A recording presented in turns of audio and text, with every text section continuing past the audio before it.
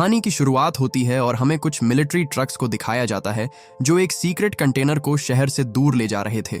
किसी को नहीं पता था कि उसके अंदर क्या है, पर उन्हें जितनी जल्दी हो सके उतनी जल्दी उसे शहर से दूर ले जाने के ऑर्डर्स मिले थे। इसमें क्या हो सकता है, इस बारे में दो सोल्जर्स आपस में बात कर ही रहे थे कि तभी सामने से आती एक कार उनसे टकरा जाती है, जिससे होने वाले धमाके से वो कंटेनर उछलकर दूर गिर जाता है और वो ओपन हो गया। सोल्जर्स ने इसके बारे में अपने सीनियर्स को रिपोर्ट किया, पर सामने से जवाब आया, वहां जो भी जिंदा है उन्हें लेकर फौरन वहां से भाग जाओ और जो घायल है उन्हें वहीं छोड़ दो। इससे पहले वो सोल्जर कुछ समझ पाता, उस कंटेनर से एक आदमी बाहर आता है जिसने पलक झपकते ही उसके सारे सोल्जर्स को मार डाला। वो जल्दी से भागते हुए बहुत दूर आ जाते हैं। उन्हें लगा वो जो भी चीज है यहाँ तक नहीं आ पाएगी, पर तभी उस आदमी ने उन पर हमला कर उन्हें भी मार दिया। मरने के कुछ देर बाद वो सोल्जर्स फिर से उठ खड़े होते हैं, क्योंकि अब वो एक ज़ॉम्बी वायरस से इन्फेक्ट हो चुके थे। बदकिस्मती से लॉस वेगस शहर, जो दुनिया की कुछ सबसे ज्यादा आबादी वाला शहर है, उनसे ज्यादा दूर नहीं था, जिसके बाद उन्होंने उस शहर में जाकर वहां के लोगों को इन्फेक्ट करना शुरू कर दिया। ये वायरस इतनी तेजी से फैला कि देखते ही देखते पूरा शहर इस वायरस की चपेट में आ गया और इस एरिया को क्वारंटीन करना पड़ा। सरकार ने उन्हें रोकने के लिए पूरे शहर पर बॉम्ब गिराए, हथियार बंद सैनिकों की पूरी फौज भेजी, लेकिन इस एरिया में आने वाला हर एक आदमी इन्फेक्ट होता चला गया। वायरस को रोकने की सरकार की हर मुमकिन कोशिश नाकाम रही, जिसके बाद आखिर में उन्हें पूरे शहर को बंद करना पड़ा। अब ना कोई अंदर जा सकता था और ना कोई बाहर आ सकता था, लेकिन इसके बावजूद कुछ लोग ऐसे थे जो चोरी करने के लिए इल्लीगली अंदर जाते थे। लॉस वेगस को पैसों का शहर कहा जाता था, पर वायरस की वजह से सबको अपने अपने घर और तिजोरी में पड़े पैसों को वहीं छोड़कर भागना पड़ा। ऐसा माना जाता था कि वहां के कसिनोस में अब भी इतने पैसे दफन हैं जो अगर किसी को मिल गए तो उसकी 7 पुश्ते ऐश की जिंदगी जी सकती थी। हम यहाँ स्कॉट नाम के एक एक्स मिलिट्री सोल्जर को देखते हैं, जो कभी वेगस में एक मिलिट्री सोल्जर हुआ करता था, पर अब वो एक मामूली शेफ की नौकरी करता है। एक दिन वो रोजमर्रा की तरह अपना काम कर ही रहा था कि तभी उसे पता चला कि तनाका नाम का आदमी उससे मिलने आया है। तनाका कोई मामूली शख्स नहीं था, उसका स्कॉट जैसे आदमी से मिलना ही बड़ी बात थी।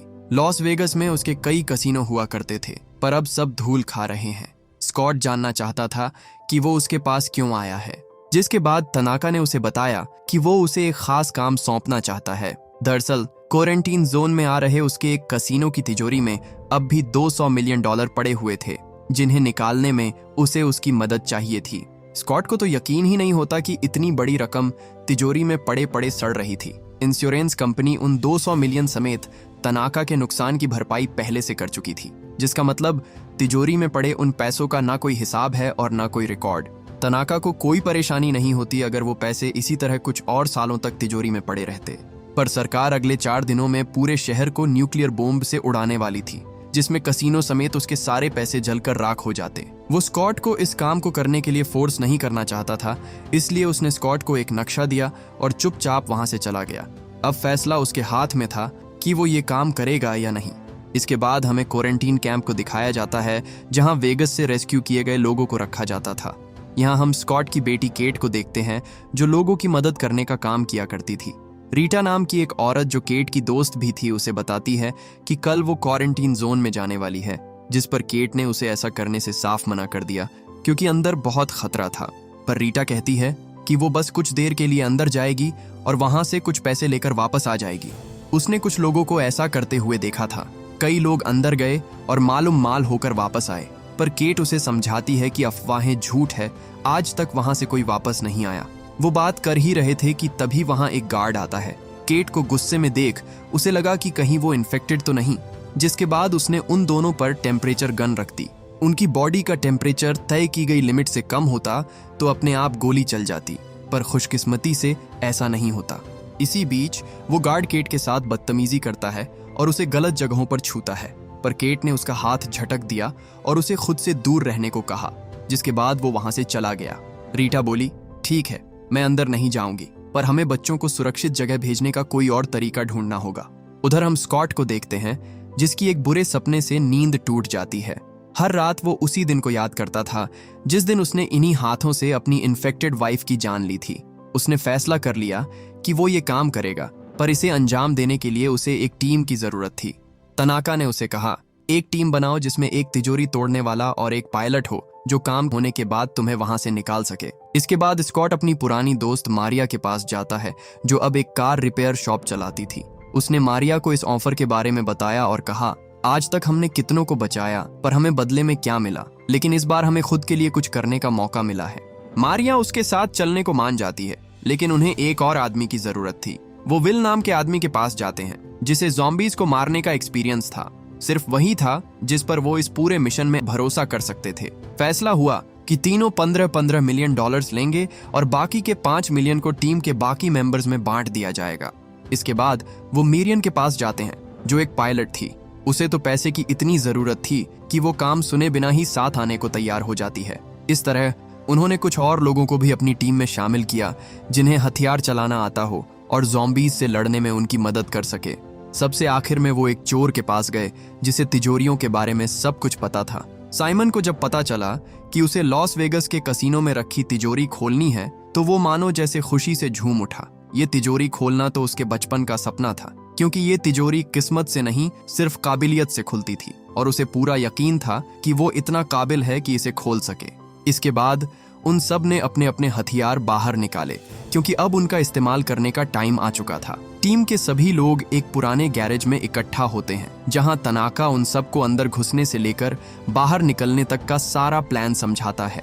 प्लान सिंपल था, उन्हें अपना रास्ता क्लियर करते हुए अंदर जाना है और फिर उस तिजोरी को खोलकर उसके अंदर पड़े सारे पैसों को बैग में भरकर हेलीकॉप्टर में लौट करके वहां से पलक झपकते ही गायब हो जाना है। और ये सब उन्हें अगले 32 घंटों में करना होगा। लेकिन जब उनमें से एक को पता चला कि उन्हें क्वारंटीन जोन में जाना है, तो वो साथ चलने से मना कर देता है, क्योंकि वो इतने कम पैसों के लिए इतना बड़ा जोखिम लेने को तैयार नहीं था। वो वहां से चला गया और अब उनकी टीम में कुछ ही लोग बचे थे। सारी तैयारियां हो गई थीं। हालांकि फिर भी क्वारंटीन जोन में घुसना इतना आसान नहीं था, क्योंकि अब भी मिलिट्री फोर्सेस चारों ओर तैनात थी, जो उन्हें किसी भी कीमत पर अंदर नहीं जाने देते। मदद के लिए स्कॉट अपनी बेटी के पास आता है, जो क्वारंटीन जोन में काम करती थी। वो उन्हें बड़े आराम से अंदर भेज सकती थी, लेकिन उसे मनाना स्कॉट के लिए बिल्कुल भी आसान नहीं था, क्योंकि केट अब तक स्कॉट से इस बात को लेकर नाराज थी कि उसकी मोम के जाने के बाद उन्होंने उसे अकेला छोड़ दिया और कभी उससे मिलने भी नहीं आए। स्कॉट केट को बताता है कि मैं ये तुम्हारे लिए कर रहा हूँ, इस काम के लिए मैं तुम्हें 15 मिलियन डॉलर्स दूंगा। जिसके बाद केट उनकी मदद करने को तैयार हो जाती है। उसी रात हम उसकी दोस्त रीटा को देखते हैं, जो केट के मना करने के बावजूद लिली के पास जाती है और उससे रिक्वेस्ट करती है कि उन तीनों को अंदर भेज दे। उधर विल साइमन को बंदूक चलाना सिखाता है, क्योंकि पूरी टीम में सिर्फ वही था जिसने कभी किसी ज़ॉम्बी को नहीं मारा था, और वो नहीं चाहता था कि मिशन के दौरान वो किसी पर बोझ बने। उनकी टीम में मार्टिन नाम का एक और आदमी भी जुड़ जाता है, जिसे तनाका ने अपनी तरफ से उन पर नजर रखने के लिए भेजा था। टीम में कोई उसे पसंद नहीं करता था, क्योंकि वो उनके किसी काम का नहीं था। केट उन्हें लिली से मिलवाती है, जिसे लोग पासपोर्ट के नाम से भी जानते थे, क्योंकि वो लोगों को पैसों के लिए अंदर भेजा करती थी। अपना काम खत्म करने के बाद वो वहां से जा ही रही थी कि तभी उसने रीटा के बच्चों को रोते हुए देखा। जब उसे पता चला कि लिली ने रीटा को अंदर भेज दिया, तो वो गुस्से में उसे जोर का घूंसा मारती है और उससे पूछती है कि तुमने उसे अंदर क्यों भेजा। अब इसमें लिली की भी कोई गलती नहीं थी। उसे नहीं पता था कि रीटा के 2 बच्चे भी हैं, और ना उसने ये बात उसे अंदर जाने से पहले बताई थी, वरना वो कभी उसे अंदर नहीं भेजती। स्कॉट कहता है कि अगर वो हमें मिली तो हम उसे वापस ले आएंगे, पर केट जानती थी कि वो सिर्फ वहां पैसों के लिए जा रहे हैं। अंदर जाकर उसे वापस लाना तो छोड़ो, उसे ढूंढेंगे भी नहीं। वो भी साथ चलने को कहती है, पर स्कॉट ने उसे साथ चलने से मना कर दिया, क्योंकि इसमें बहुत खतरा था। लेकिन केट भी कम जिद्दी नहीं थी। वो बोली, अगर आप मुझे नहीं ले चलेंगे तो मैं आपके जाने के बाद अंदर आऊंगी, तब तो खतरा और भी ज्यादा होगा। स्कॉट के पास उसे अपने साथ ले चलने के अलावा कोई और रास्ता नहीं बचा था, इसलिए मजबूरन वो केट को भी टीम में शामिल कर लेता है। इसी बीच लिली ने उस बदतमीज गार्ड को उनकी ओर आते देखा और स्कॉट से कहा, उसने हमें देख लिया है, इसे भी अपने साथ ले चलना होगा, वरना ये बाहर जाकर सबको खबर कर देगा और हमारा पूरा प्लान चौपट हो जाएगा। इसके बाद वो सभी एक सीक्रेट डोर से होते हुए क्वारंटीन जोन के अंदर जाते हैं। एरिया शुरू होते ही उन्हें अपने सामने ढेर सारी लाशें पड़ी मिलती हैं, जिन्हें देखकर साइमन के तो डर के मारे पसीने छूट जाते हैं। लिली उन्हें बताती है कि ये लोग सूरज की रोशनी को झेल नहीं पाए, जब बारिश होगी तब इन्हें देखना चाहिए, कुछ बूंदें गिरेंगी और ये फिर से जिंदा हो जाएंगे। उन्होंने जितना सोचा था, ये शहर उससे भी ज्यादा खतरनाक था। ज़ॉम्बीज ने पूरे शहर को जीता जागता कब्रिस्तान बना दिया था। थोड़ी दूर चलते ही उन्हें किसी की आवाज सुनाई दी, जिसके बाद लिली उन्हें तुरंत ही छुपने को कहती है। उनके सामने एक ज़ॉम्बी टाइगर आता है जो इस रास्ते को गार्ड करता था, पर वायरस की वजह से उसके स्मेल करने की सेंस जा चुकी थी, इसीलिए वो उनकी मौजूदगी को भांप नहीं पाता और चुपचाप वहां से चला जाता है। इसके बाद लिली नेथन के पास आई और उससे उसकी गन मांगी, पर नेथन जैसे ही उसे अपनी गन देता है, लिली उसके पैर में गोली मार देती है। सब पूछते हैं कि तुमने ऐसा क्यों किया, जिस पर लिली उसे बताती है कि आगे बढ़ने के लिए हमें उनसे सौदा करना पड़ेगा। ये एक तोहफा है जिससे वो खुश हो जाएंगे। अगर हम उनके वसूलों के हिसाब से चलें तो वो हमें छुएंगे भी नहीं। जल्द ही उन सबको पता चलने वाला था कि लिली किसकी बात कर रही थी। गोली की आवाज सुनकर वहां 2 ज़ॉम्बीज आते हैं, पर ये बाकियों की तरह बिना सोचे समझे इंसानों पर झपटने वाले ज़ॉम्बीज नहीं थे। वो उन्हें देखते हैं पर किसी पर हमला नहीं करते, लेकिन वो नेथन को उनकी एंट्री फीस के तौर पर अपने साथ ले गए। उन्होंने पूछा वो उसे कहाँ ले गए, जिस पर लिली बोली, मुझे नहीं पता, बस इतना जानती हूँ कि जो भी उस बिल्डिंग में जाता है उनके जैसा बन जाता है। इसी बीच हम एक और ज़ॉम्बी को देखते हैं जो दूर से उन पर नजर रखे हुए था, पर वो उनके पीछे नहीं जाता क्योंकि उन लोगों ने कीमत अदा कर दी थी। इसके बाद वो लोग आगे बढ़ते हैं। मेरियन स्कॉट से पूछती है कि तू अगला शिकार किसको बनाएगा, कुछ सोचा है क्या? वो बोला, दोबारा किसी की बलि देने की नौबत आई तो ज्यादा सोचना मत, उस मार्टिन को निपटा देना, क्योंकि टीम को उसकी कोई जरूरत नहीं। तनाका ने उसे बस हम पर नजर रखने को भेजा है। उधर हम नेथन को देखते हैं जिसे घसीटकर ओलंपस में लाया जाता है, जहां उनका राजा ज्यूस उसे काटकर उसे भी इन्फेक्ट कर देता है। इसी बीच वो सब एक बिल्डिंग में आते हैं जहां ढेर सारे स्लीपिंग ज़ॉम्बीज को देखकर साइमन एकदम से घबरा जाता है। लिली बोली, उनके मुंह पर लाइट मत मारो, वो सो रहे हैं, जाग गए तो मुसीबत हो जाएगी। वो जमीन पर हल्की रोशनी वाले फ्लोरोसेंट ट्यूब्स फेंककर दबे पांव आगे बढ़ते हैं। चैम्बर्स नाम की एक लड़की जिसे मार्टिन पर बिल्कुल भरोसा नहीं था, उसे आगे चलने को कहती है, पर इस बात से मार्टिन इतना गुस्सा हो जाता है कि उसने जानबूझकर उसे रास्ते से भटका दिया। चैम्बर्स जब उस फ्लोरोसेंट ट्यूब्स को उठाने के लिए आगे बढ़ी, तभी उनमें से एक ज़ॉम्बी जिंदा हो जाता है। चैम्बर्स ने उसे ठिकाने लगाया तो दूसरा जाग गया। उनमें से एक ज़ॉम्बी गलती से बर्तन गिरा देता है, जिस वजह से वहां इतना शोर हुआ कि उन ज़ॉम्बीज की नींद एक झटके में टूट गई। सब लोग चैम्बर्स की मदद करने जाते हैं, पर वहां और भी ज़ॉम्बीज थे जिन्होंने उन सबको चारों ओर से घेर लिया। चैम्बर्स ज़ॉम्बीज को मारते हुए बचकर निकलने की कोशिश करती है, पर मार्टिन एक बार फिर उसे धोखा देता है और दरवाजा बाहर से बंद कर देता है। माइकी ने मार्टिन से पूछा, वो कहाँ रह गई? मैंने उसे तुम्हारे पीछे ही आते देखा था। पर तभी चैम्बर्स खिड़की तोड़कर उसके सामने आ जाती है। ज़ॉम्बीज उसके ऊपर चढ़ गए और उसे भी इन्फेक्ट कर दिया, जिसके बाद माइकी को दिल पर पत्थर रखकर उसे शूट करना पड़ा। जल्द ही वो उस कसीनो तक पहुंच गए जहां पैसों की तिजोरी थी। यहाँ बाकी जगहों के मुकाबले बहुत कम इन्फेक्टेड लोग थे, और जो थे भी उन्हें उन लोगों ने मार दिया। केट बोली, मुझे नहीं लगता रीटा अब तक जिंदा होगी। पर लिली उसे कहती है, इतनी जल्दी हार मत मानो। कुछ महीनों पहले जब एक आदमी बाहर नहीं आया तो मैं वहां से चली गई। मुझे लगा वो मर गया होगा, लेकिन 3 दिन बाद वो वापस जिंदा लौट कर आया। ज्यूस के इन्फेक्ट करने से पहले ही वो वहां से भाग निकला था। वहां उन्हें ढेर सारे ब्लूप्रिंट और नक्शे पड़े मिले, जिसका मतलब सिर्फ वो ही नहीं है जिन्हें तनाका ने यहाँ पैसे निकालने के लिए भेजा था। उनसे पहले भी यहाँ कुछ लोगों की टीम आई होगी, पर कोई भी जिंदा वापस नहीं लौटा। स्कॉट टीम को डिवाइड करता है और सब अपने अपने काम में लग जाते हैं। मार्टिन और लिली को बाहर निगरानी के लिए तैनात किया जाता है। मेरियन ऊपर हेलीपैड पर जाती है, जहां उसे वो हेलीकॉप्टर स्टार्ट करना था, और साइमन तिजोरी के पास जाता है। मार्टिन लिली से सौदा करता है कि अगर वो उसे रानी का ब्लड सैंपल लाने में मदद करेगी तो बदले में वो चैंप के सारे लोगों को किसी सुरक्षित जगह पहुंचा देगा। लिली इसके लिए मान जाती है, जिसके बाद उसने हवा में गोली चलाई और रानी के आने का इंतजार करने लगे। स्कॉट ने जनरेटर स्टार्ट किया, जिससे वहां फिर से रोशनी हो जाती है। उधर विल और साइमन ज़ॉम्बीज को मारते हुए तिजोरी के पास आते हैं। साइमन तो लॉकर को देखकर मानो खुशी से पागल ही हो जाता है, पर खतरा अब भी टला नहीं था। तिजोरी से पहले वहां कुछ ट्रिगर पॉइंट्स थे, जिन पर उन्होंने पैर रखा तो शरीर के चिथड़े उड़ जाएंगे। वहां उन्हें और लोगों की लाशें मिली जिन्होंने उनसे पहले तिजोरी को खोलने की कोशिश की थी, पर सब मारे गए। उनकी हालत देखकर किसी में भी आगे बढ़ने की हिम्मत नहीं होती। अच्छी बात यह थी कि ट्रिगर पॉइंट्स बस एक बार काम करते थे, मतलब अगर किसी तरह वो इसे चकमा दे दे तो बात बन सकती है। जिसके बाद विल नीचे जाता है और एक ज़ॉम्बी उठाकर लाता है। उन्होंने उसे आगे जाने को कहा, पर वो इतना भी बेवकूफ नहीं था। जिसके बाद विल ने उसे गोली मार दी और एक दूसरा ज़ॉम्बी लेकर आया। इस बार वो उसे खाने का लालच देकर आगे भेजते हैं और उसने जैसे ही ट्रिगर पॉइंट्स पर पैर रखा, उस पर गोलियों की बारिश हो जाती है। एक एक कर उसने सारे सेफ्टी पॉइंट्स क्लियर कर दिए और अब खतरा ना के बराबर था। उधर मार्टिन देखता है कि रानी उसके जाल में फंस चुकी है। वो उन दोनों के सामने आती है, पर जब उसने देखा कि इन लोगों ने उसके लिए कुछ नहीं रखा है तो वो उन पर गुस्सा हो जाती है। मार्टिन ने रानी को पकड़ लिया, पर वो दूसरा ज़ोंबी उस पर हमला कर देता है। वो उसे इन्फेक्ट करने ही वाला था कि तभी लिली उसे मार डालती है। इसके बाद मार्टिन रानी के पास आता है और एक तार से उसकी गर्दन काटने लगता है। लिली बोली, ये क्या कर रहे हो तुम? तुम्हें तो बस ब्लड सैंपल चाहिए था ना? पर मार्टिन सिर्फ अपने बॉस को खुश करने के लिए किसी भी हद तक जा सकता था। इसी बीच हम रीटा को देखते हैं, जो ज्यूस के कब्जे में थी।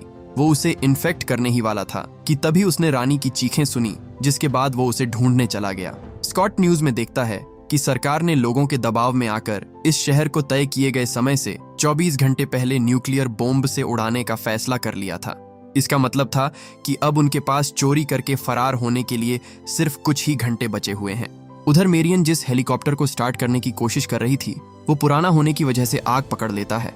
उसने किसी तरह आग तो बुझा दी, पर अब वो स्टार्ट होगा या नहीं, ये सिर्फ ऊपर वाले के हाथ में था।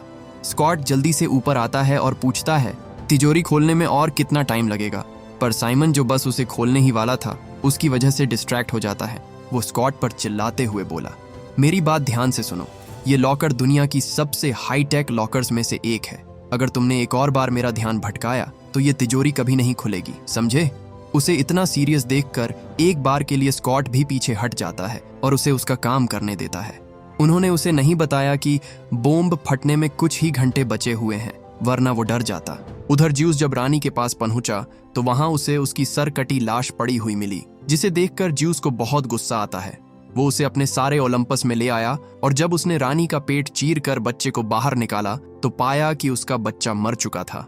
ये देखकर उसकी आंखों में खून उतर आता है, जिसके बाद उसने अपनी आर्मी को तैयार किया और जंग का ऐलान कर दिया। खतरे से अनजान स्कॉट और उसकी टीम अब भी उन पैसों को लेकर भागने की फिराक में थे। वहां उन्हें कुछ पैसे मिलते हैं, जिसे उन्होंने आपस में बांट लिया। स्कॉट ने इतने सारे पैसे कभी नहीं देखे थे, पर जो चीज उस तिजोरी के अंदर थी, उसके आगे तो ये रकम कुछ भी नहीं थी। इसी बीच साइमन, जो काफी देर से उसे खोलने में जुटा हुआ था, आखिरकार उस लॉक को तोड़ने में कामयाब हो जाता है। जब उन्होंने तिजोरी का दरवाजा खोला तो अंदर पड़े पैसे देखकर उनकी आंखें फटी की फटी रह गईं। वो जल्दी से सारे पैसों को बैग में भरकर उसे हेलीकॉप्टर में लोड करने लगते हैं।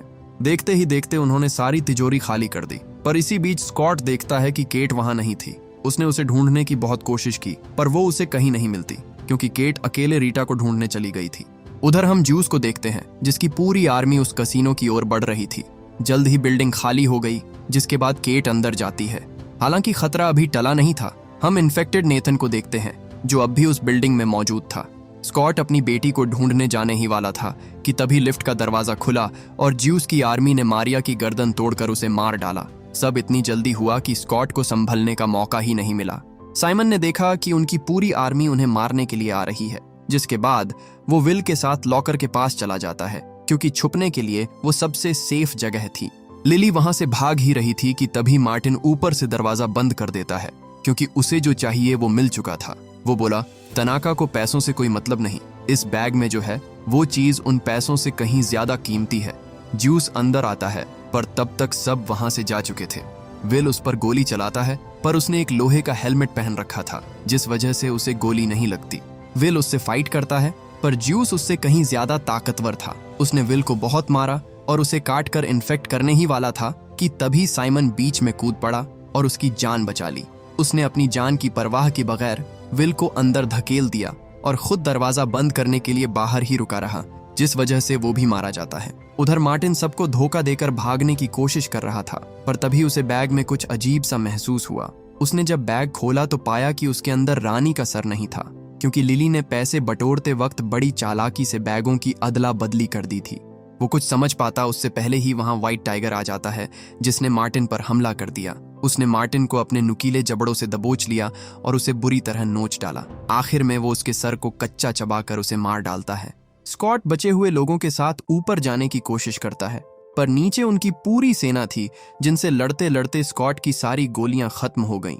ज़ॉम्बी बेचारे माइकी को भी काट लेते हैं, जिसके बाद उसने अपनी जैकेट में सभी ग्रेनेड की पिन खींचकर वहां एक बहुत बड़ा धमाका कर दिया। स्कॉट लिली के साथ ऊपर आता है, पर उसने देखा कि मेरियन अभी तक हेलीकॉप्टर स्टार्ट नहीं कर पाई थी।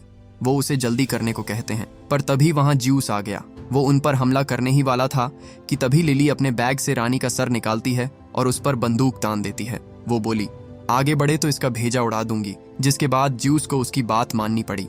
खुशकिस्मती से उनका हेलीकॉप्टर स्टार्ट हो गया और उन्हें अपनी आंखों के सामने से जाता देख ज्यूस गुस्से से पागल हो जाता है।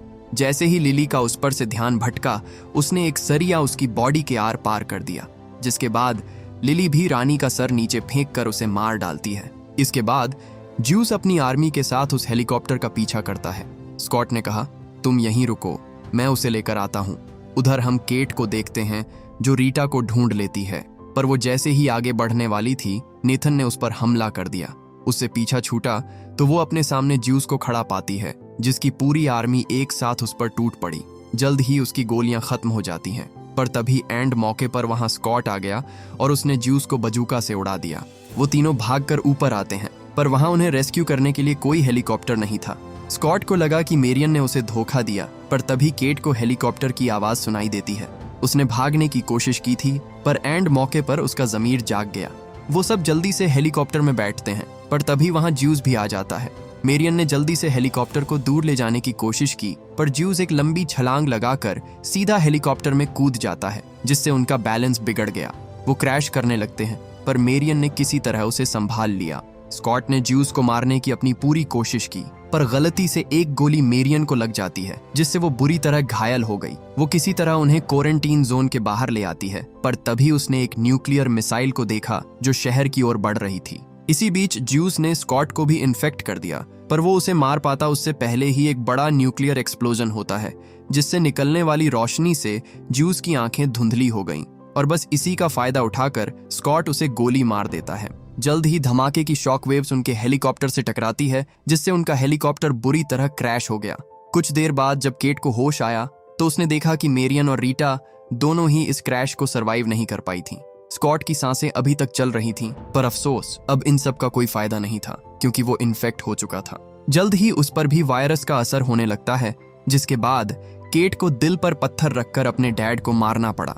न्यूक्लियर बॉम्ब से पूरा शहर तहस नहस हो गया था, पर हम उस मलबे में से विल को सही सलामत बाहर निकलते हुए देखते हैं, क्योंकि वो तिजोरी इतनी स्ट्रॉन्ग थी कि उसने न्यूक्लियर एक्सप्लोजन तक को झेल लिया था।